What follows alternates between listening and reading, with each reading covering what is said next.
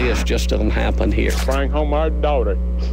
He's home. The person that's responsible for Holly Bobo's disappearance lives in this area. It might have been somebody close. Right here in the community. I have not named a suspect, though, in the kidnapping. Holly, I love you so much. Please try to get home to us. Emotional moments from the last 6 days as the search continues for 20-year-old Holly Bobo. Hi, everybody. I'm Deborah Norville from Inside Edition, sitting in tonight for Nancy Grace. We've heard a lot about the evidence that has been found. What has not yet been found? Alexis Tereszczuk from Radar Online. What about things like her cell phone, her computer? What do we know about those kinds of devices that might have some information that could be helpful? Her cell phone is missing. Her purse is missing. There were reports that they were found, but they have not been found. They've taken everything out of the house, so maybe there's something on her computer that could give the authorities some clues about who did this, but they haven't found anything except this lunchbox for her. And the duct tape, which again, they haven't said if it was definitely part of the Holly's evidence, but it's really distressing that there's nothing to go on. She just disappears in the woods right by her house. And the last person to see her is her brother. And you know, Whitney, the cousin, the country music singer, she said adamantly the brother has been cleared. And the authorities are saying that there is no one is ruled out, but she has been really vocal about the fact that the brother absolutely is not a suspect. Yes, she has, Alexis. And in fact, as I mentioned, we spoke with one of the Bobo cousins today, and she told us that the day of the disappearance, Clint, the brother, took a polygraph test, and according to this cousin, she says that he passed the polygraph. So, but as you say, the police have said no one is ruled out, and they have, however, named no person of interest. I want to talk about how one stays safe. If, for instance, this guy had been stalking her, Wendy Walsh, would there not be something on her Facebook page, maybe a phone call, a text message indicating this guy was had her in his sights? You know, we are in the digital age, and this is a time where there is an electronic footprint following everyone around. So I would tell police that that's the first place they're going to dig deep into, and not just in the last few days, in the last few weeks and months. Look at every comment poster on her Facebook page.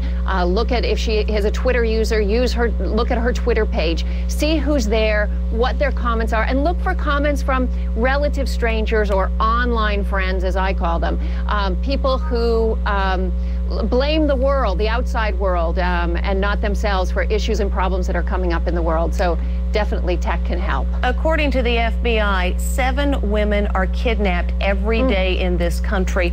Michael Gast, what are some of the things that women can do to protect themselves? Because I have no doubt at some point in the past, Holly Bobo and her family watched a similar interview about a similar young woman who'd gone missing and probably thought, goodness, that could never happen to us in Tennessee, and it has. What can women do to protect themselves?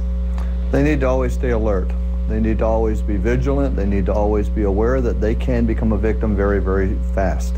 And because of that, they need to be slow at opening a door, slow at figuring out who's on a phone, giving information, or even getting online. Mark Harold, what would you add to that?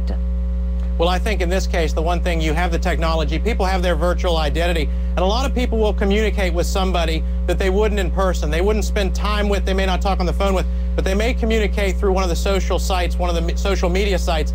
I think in this case, you want to look at anybody that made her feel uncomfortable. Either there's some indication online, talk to her friends. A lot of times if there's someone who has shown interest and either feels spurned or someone that she just had no interest in, who kept coming around, just running into her, seemed to unusually encounter her, she may have mentioned this to friends. It's one of those situations where if you just ask the friends if anyone was bothering her, they say no.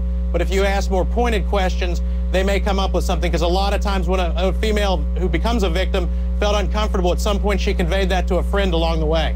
Jenny is with us from Tennessee. Jenny, I don't know how far you live from where all this is happening, but we're glad you're with us tonight. What's your question?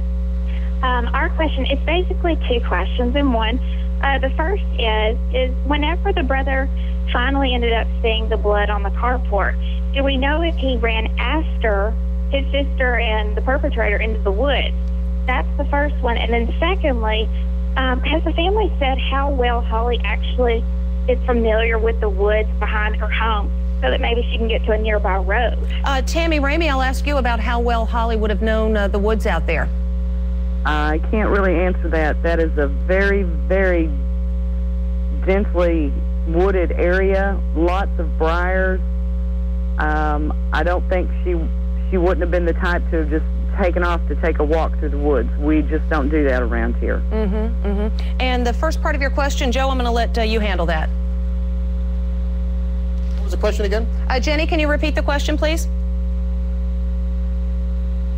Okay, well, we've lost Jenny, so we're going to move on. But talking about this idea of feeling alarmed, does it help or hurt the investigation that Holly happens to have an up-and-coming country star as a cousin? Is that a good thing, would you say, Wendy Walsh? Yeah, Wendy Walsh? Well, you never know about narcissistic personalities. If this potential perpetrator couldn't get close to a star, why not take the next best thing, the star's cousin, right? So sometimes there are these kinds of delusions in the mind. The thing that I'm most concerned about is if she's alive, if she's in his care, if she has the psychological strength to play the game that she's got to play now, which is earn his trust, and then also not collude to the point where she becomes part of the Stockholm Syndrome, where you collude with your perpetrator so much you start committing crimes with him. And let me lose yourself. Let me ask Dr. Dar about that. If she's out there, she's been out in the elements for 6 days in whatever kind of shelter or hiding place he's found, because it doesn't appear they've left the woods, as best we know.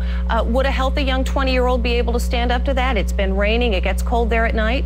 Yeah, my fear is hypothermia if her body temperature drops at night. She's only wearing a pink shirt. So if her body temperature, which is normally about 98, goes to 95, that's going to create problems for her. She can survive without food. She's healthy, but water she needs to have access to. Otherwise, she gets dehydrated. She's going to become delirious and pass out.